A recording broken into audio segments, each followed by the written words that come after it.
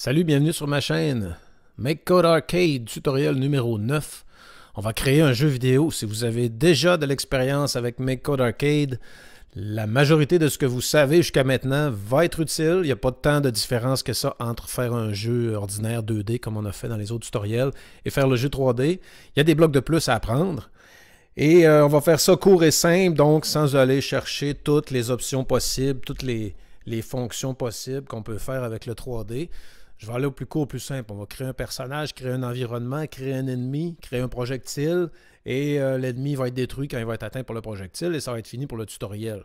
Donc, ça devrait prendre peut-être, disons, entre 20 et 40 minutes.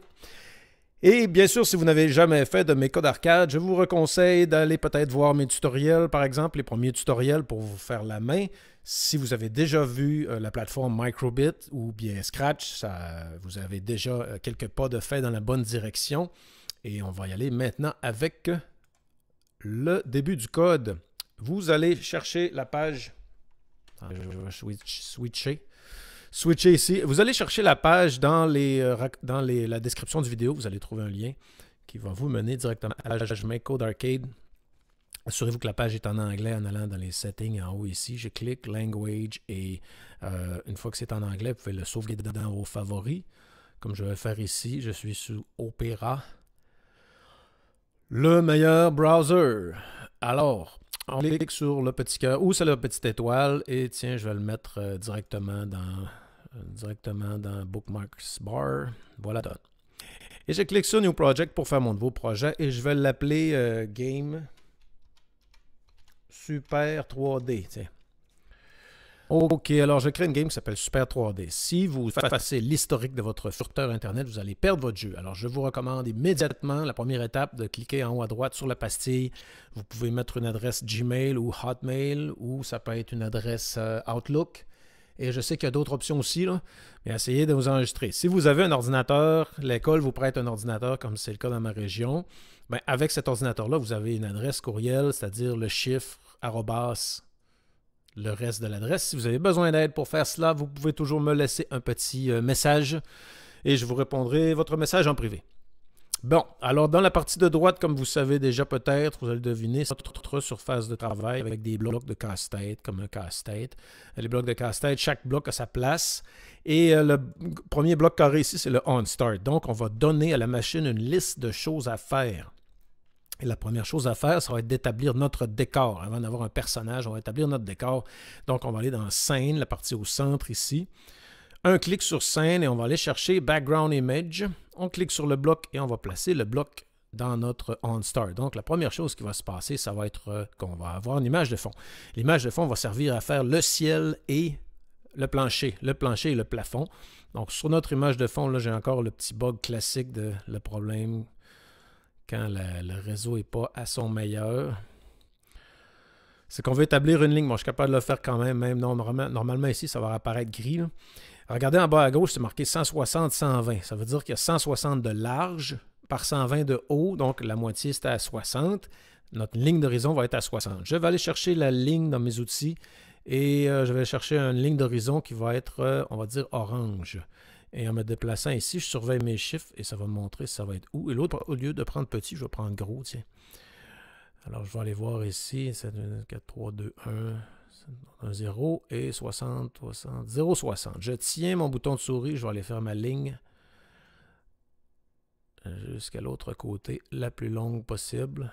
Voilà, et je clique sur Done. Et ça va me donner une ligne orange dans mon image. Quand le jeu va redémarrer ici, je vais avoir droit à une ligne orange. Voilà. Donc, en haut de cette ligne d'horizon-là, on va placer un ciel et en bas, on va placer le sol. Alors, je retourne dans mon image de background et je vais aller chercher pot de peinture. Je vais prendre la couleur bleue. Et boum, ça c'est mon haut. Et je vais aller chercher le vert ici. Et en bas, boum, ça va être mon vert. Je clique sur Done.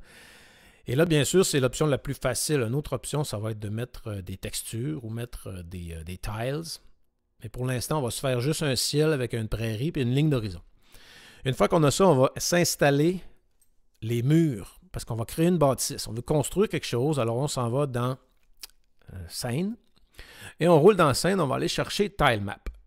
si vous n'avez pas fait de tile map, allez chercher le tutoriel, allez voir le tutoriel que j'ai fait, les tutoriels que j'ai fait précédemment. Je pense que c'était le 4e, où on fait un plateforme. Bref, allez voir les tutoriels parce qu'on va faire une tile map. Donc, dans le fond, ce qu'on fait, c'est qu'on met des tuiles, on place des tuiles. Alors, ce qui est en gris ici, c'est de la transparence et on va voir l'image de fond au travers de la transparence.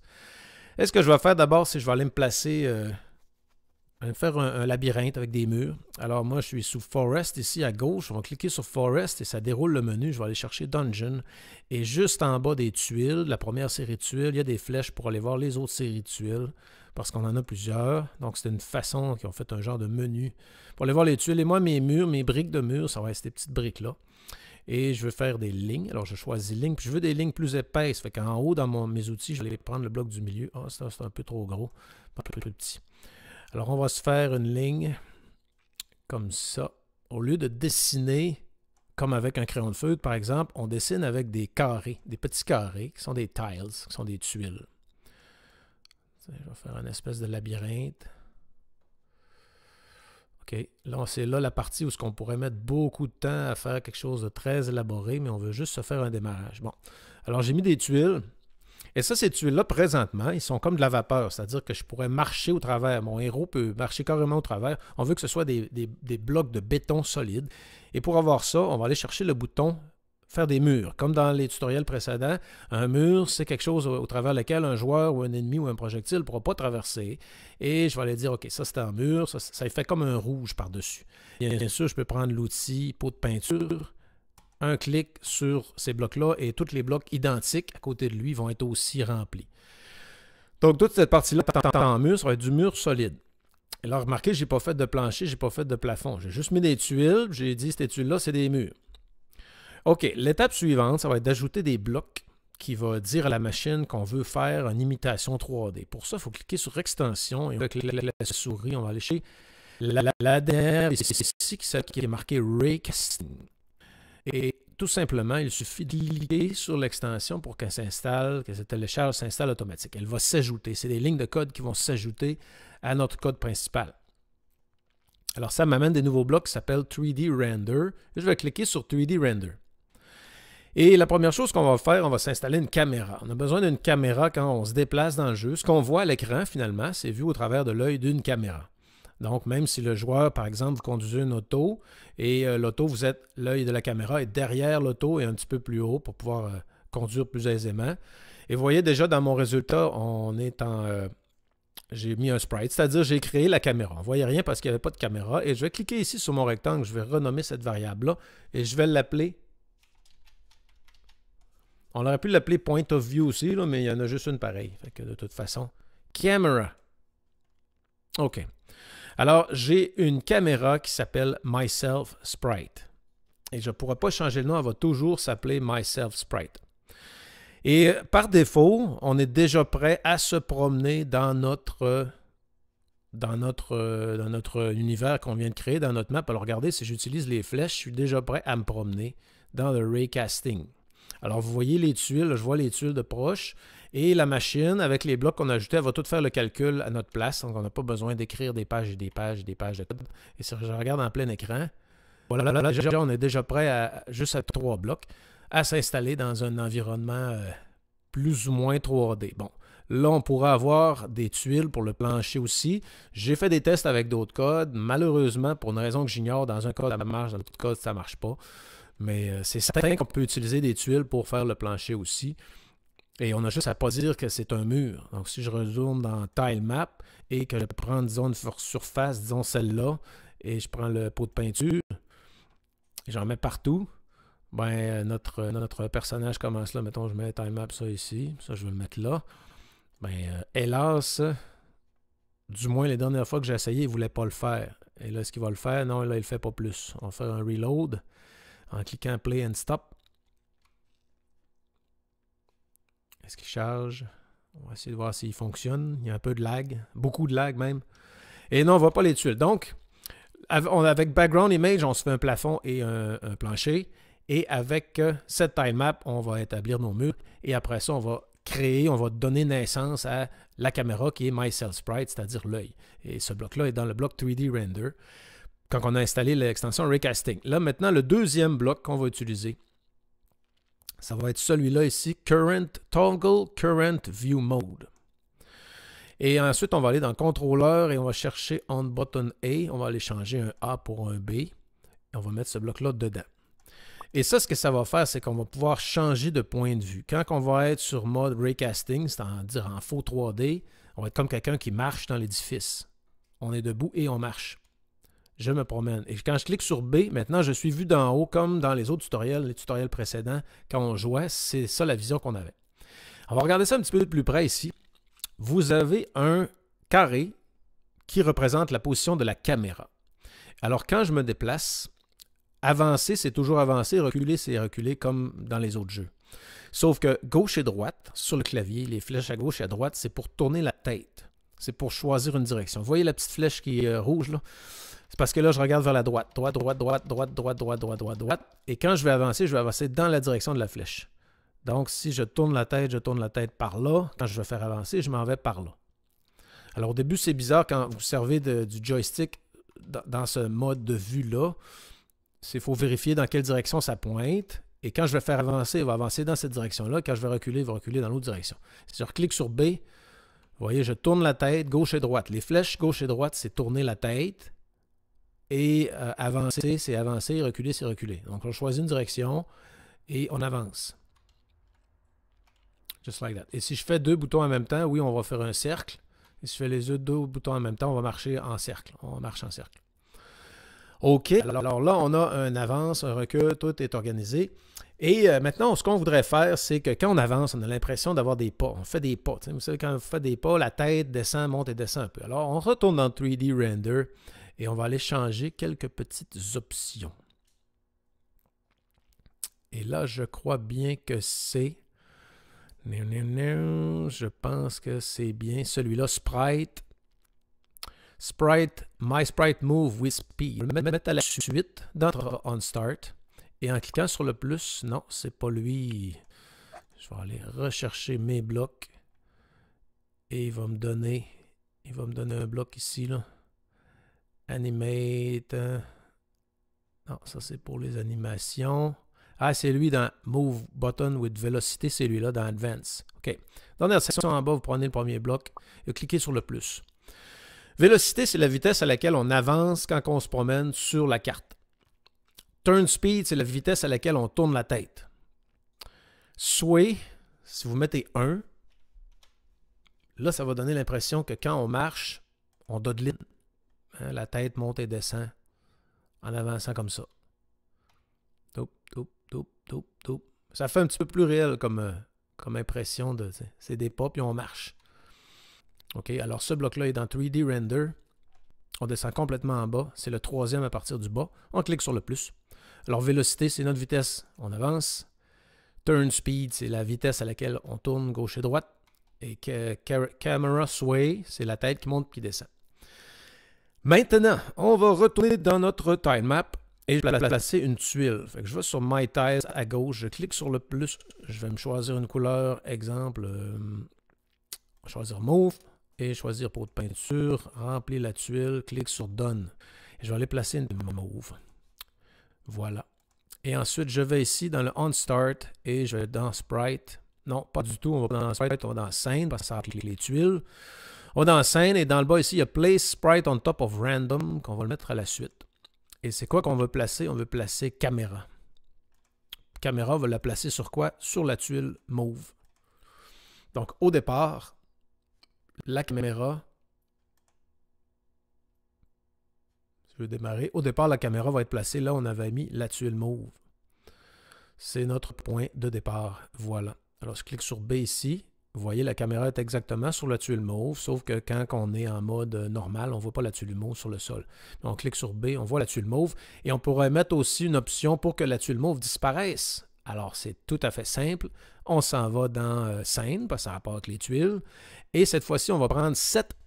Vous voyez une petite tuile transparente à côté, là? Attendez. Place my sprite. Où est-elle? Tiens, on va prendre 7. Mettre 7 ici. On veut placer quoi? On veut placer une tuile de pelouse. À quel endroit? Mais on va retourner dans scène parce que ça n'a pas rapport avec les tuiles. On va de la dernière en fond, il y a une bulle. Et on le met la bulle pour remplacer l'autre bulle. Et là, est-ce qu'il veut le faire? Non. On va peut-être prendre un autre bloc. Set add tile map, location. Il ne veut pas le prendre. Array of all location. OK, ben il y a une autre option qu'on peut faire, c'est tout simplement aller cliquer ici et trouver son adresse. Son adresse, c'est 7.2. Alors, en cliquant sur Done, on va aller sur 7 ici et 2 là. Et voilà, maintenant au démarrage, une fois que la caméra va être placée par-dessus la tuile mauve, il y a une tuile de pelouse qui va remplacer la tuile mauve. Et en cliquant sur B ici, boum, vous voyez, la tuile mauve est disparue, remplacée par une tuile de pelouse. OK, alors là, non, on a notre caméra qui se déplace. Et je clique sur B, la caméra se déplace. Maintenant, on va rajouter un projectile. Alors, projectile, c'est quand on appuie sur le bouton A. Donc, on clique sur contrôleur parce que ça a rapport avec le joystick. On est ici, on va aller travailler dans ce bloc-là. Alors, quand on appuie sur A, on va créer un sprite. Donc, dans Sprite, le premier bloc, set my sprite, je vais le faire une nouvelle variable. Cette fois, je ne vais pas renommer, je fais une nouvelle variable et je vais l'appeler laser. Laser.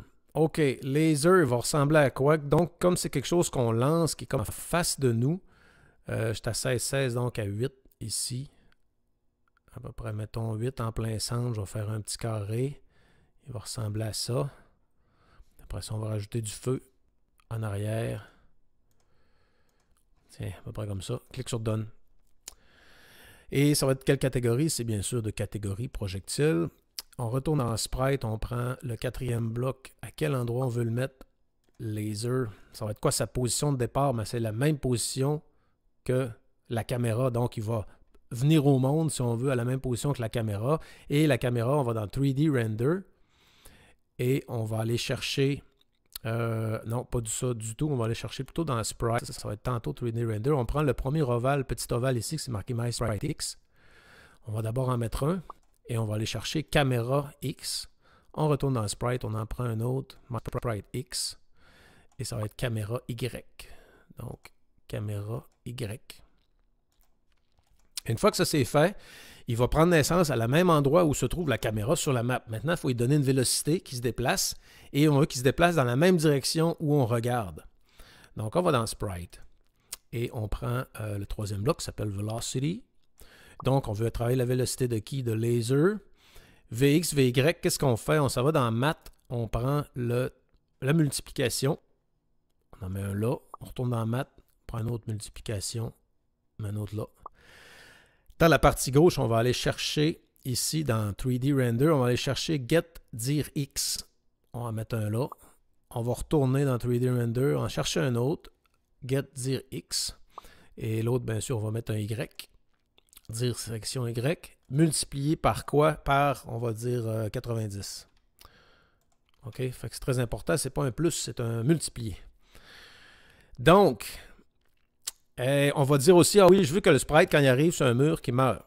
Donc, on clique sur Sprite et on va aller chercher ici Auto Destroy, qui est automatiquement mis à off dans la liste, dans notre choix. On va dire qu'on veut que laser, il fasse quoi? Qui destroy on wall et que ce soit on. Bien. Maintenant, voyons voir le résultat. Notre projet devrait apparaître juste devant nous et s'en aller tout droit. Et on va le regarder vu d'en haut. Alors, si je me déplace comme ça et je clique sur A, vous voyez, je lance mon projectile.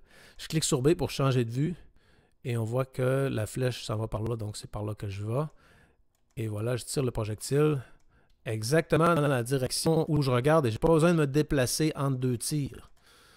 Même si je ne bouge pas, je fais juste changer avec les boutons gauche et droite et le tir suivre. Vous voyez, donc tout à fait simple. Alors si on regarde jusqu'à date, on n'a pas eu besoin de beaucoup de code pour avoir quelque chose qui est visuellement intéressant. Bon, vu d'en haut, on voit toutes les tuiles.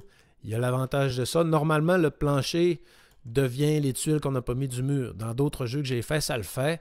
Là, ici, peut-être qu'il me manque vraiment quelque chose ou peut-être l'ordre dans lequel on doit placer les blocs. Mais pour l'instant, on a quelque chose qui démarre. Et on veut se rajouter un son, bien sûr, le bon vieux son, pour faire un petit piou-piou. On s'en va dans la musique, on prend Play avec l'onde ici, sinusoïdale, on va la travailler dans notre Play. Et le volume du départ, le volume d'arrivée va être à 255. Ici, on peut raccourcir ça de moitié facilement. Et le 500 va être changé pour un 90. Et voici le résultat. Puis j'imagine que vous entendez. Ouais, ça fait un son. OK. Voilà, clic. Et on a notre son. Maintenant, on va se créer un ennemi. L'ennemi, ben, on peut faire une fonction. Alors, on clique dans Advanced, dans le centre ici. On va faire fonction, Make Function. Et notre fonction va s'appeler Spawn Enemy. S-P-A-W-N-E-N-N-E-M. Spawn Monster 1, tiens. Spawn Monster 1. Et je clique sur Done. Et je veux qu'il me spawn un monstre à toutes les 20 secondes au hasard, à un endroit au hasard. On va mettre des tuiles et quelque part au hasard, il va nous en spawner un. On peut le faire spawner à une place en particulier, disons. Bref, fonction spawn monster. On veut spawner un sprite. Set dans sprite, c'est le premier bloc. Et on va faire une nouvelle variable. Puis on va l'appeler monster 1. OK, monster 1, on va rien mettre dans sprite. On va juste dire que c'est de catégorie ennemi. Et on va aller ici à gauche, on va prendre animation. Et on va prendre la première animation. On met ça là. Et qu'est-ce qu'on veut animer? On veut animer, bien sûr, monster 1. Et la vitesse, ça va être quand même assez rapide entre les images. Donc, on va mettre 100 millisecondes. Oui, le loop va être à on. Et maintenant, on va aller faire notre animation. Bon, la première chose que je voudrais faire, peut-être, d'habitude, j'ai fait noir les monstres. On peut faire blanc cette fois-là. Fait que je vais faire une boulette comme ça, avec une patte, une autre patte, une autre patte. Et on va faire un remplissage avec du rose. Et on va aller mettre des petits yeux jaunes. Jaune, ça vous va? Boum, boum. OK, j'ai mon premier. Je m'en vais ici à droite. Je clique sur Duplicate.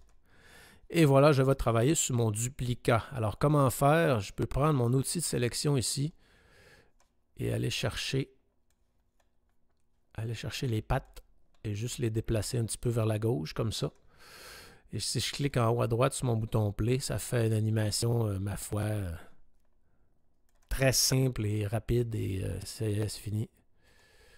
OK, fait que j'ai rajouté un petit bloc et on va effacer lui en mettant de la transparence dessus. OK, on clique Done. Et voilà, il va le faire apparaître où le sprite? Disons qu'on va le faire apparaître. On va aller se mettre une tuile. Hein? On va aller se mettre une tuile. On va dans Tile Map. Et prendre une tuile. Je vais faire plus ici. Et je vais prendre une tuile noire. Peinture. Voyons, Minou. Tu es en train de manger le doigt. Clique sur Done. Je vais mettre un petit point noir ici. Et je vais aller dans fonction. Puis je vais lui dire que tu le mets par-dessus. Donc, ça rapporte avec les tuiles. On clique dans Scène. Et tu vas le placer par-dessus. Monstre 1. Tu vas le placer par-dessus une tuile noire au hasard. Random quoi? Random tuile noire. OK. Alors, c'est quand est-ce que je veux avoir un monstre? Ben, je vais aller dans Game, puis j'en veux un à toutes les 15 secondes. 15 000. Donc, 1, 5 pour 15 secondes. 3 0 de plus. Clique en dehors. Voilà, c'est fait. Dans Game, j'ai pris le Game Update, puis j'ai dit à chaque 15 000 millièmes de seconde, c'est-à-dire à chaque 15 secondes, je veux que tu exécutes la fonction call, je veux que tu me calls un monstre. Alors, à chaque 15 secondes, il va aller faire tout ce qui est dans la liste Spawn Monster. Et aussi, c'est vrai, je voulais dire que le monstre, je veux qu'il me suive. Alors, je vais dans Sprite, puis je prends ici Set My Enemy Follow. Et je veux que qui suive qui. Je veux que monstre 1 suive caméra. Clique sur le plus. À quelle vitesse? Je voudrais avoir une vitesse de 30.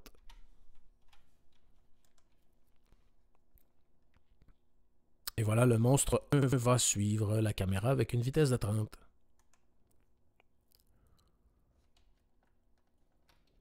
Voyons-nous le monstre. Oh, le voici, il me suit. arrivé directement sur moi. Et si je clique sur B, on voit d'en haut qu'il s'est vraiment collé. J'arrive à peine à me sauver. Ah, il y en a un autre qui vient d'apparaître. Et dans un certain nombre de secondes, il va en avoir encore et encore et encore, et ça va être à l'infini.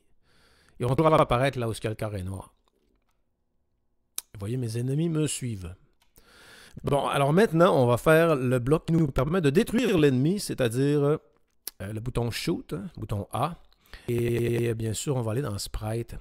Et on va aller chercher le bloc On Sprite of Current Player Overlap Other Sprite of Current. Donc, ce bloc-là sert à déterminer qu'est-ce qui arrive quand un sprite d'un certain type arrive par-dessus un sprite d'un autre type. Donc, je veux dire, quand un sprite de catégorie projectile arrive sur un autre sprite de catégorie ennemi, je veux que l'autre sprite arrête de me suivre. Alors, je m'en vais dans Sprite, je prends set ennemi. Alors, je vais prendre ici, je veux que l'autre sprite, je vais prendre la bulle ici, je veux qu'il suive qui? Caméra à une vitesse de quoi? 0. Parce qu'il n'y a pas de fonction qui dit arrête de me suivre. Il faut vraiment que tu lui dises OK, tu me suis, mais vitesse 0. Il va arrêter de te suivre. Et ensuite, je veux qu'il se détruise. Donc, je vais descendre ici. Il y en a un avec des effets, là. Destroy. OK, je crois que c'est lui qui est ici. Dans les effets, c'est le troisième, Destroy. Et on veut détruire quoi? L'autre sprite, c'est-à-dire lui qui s'est fait toucher par le projectile. Donc, on met le Build Other Sprite ici, clique sur le plus, choisis notre effet. Moi, ça va être des... mettons une fontaine. La fontaine va durer 2 secondes. OK. Et maintenant, on est prêt à tester notre jeu. Ça devrait faire que l'ennemi va être détruit. Alors, tout de suite au démarrage, on est en mode Raycasting en 3D. On est prêt à se promener dans notre jeu. On va voir si notre monstre est là. Oui, il est là. OK. On va tirer dessus. Et voilà, elle est disparue. Un autre ennemi qui vient d'apparaître. On tire dessus, disparaît. Et vous allez voir l'ennemi, il y a un ennemi qui va spawner. On va se mettre en plein écran. Il y a un ennemi qui va spawner bientôt. Et bien sûr, on peut rajouter ce qu'on avait mis dans les autres tutoriels, c'est-à-dire que l'ennemi va avoir une animation quand il meurt. Le projectile, quand il touche l'ennemi, ça pourrait faire, je ne sais pas moi, peut-être il pourrait rebondir. L'ennemi va mourir quand même, il va rebondir. Donc, il y a beaucoup de choses qu'on peut faire. Tout ce qu'on a vu dans les autres tutoriels peuvent se faire là aussi. On peut ajouter des sons quand on tire, on peut ajouter des sons quand on marche.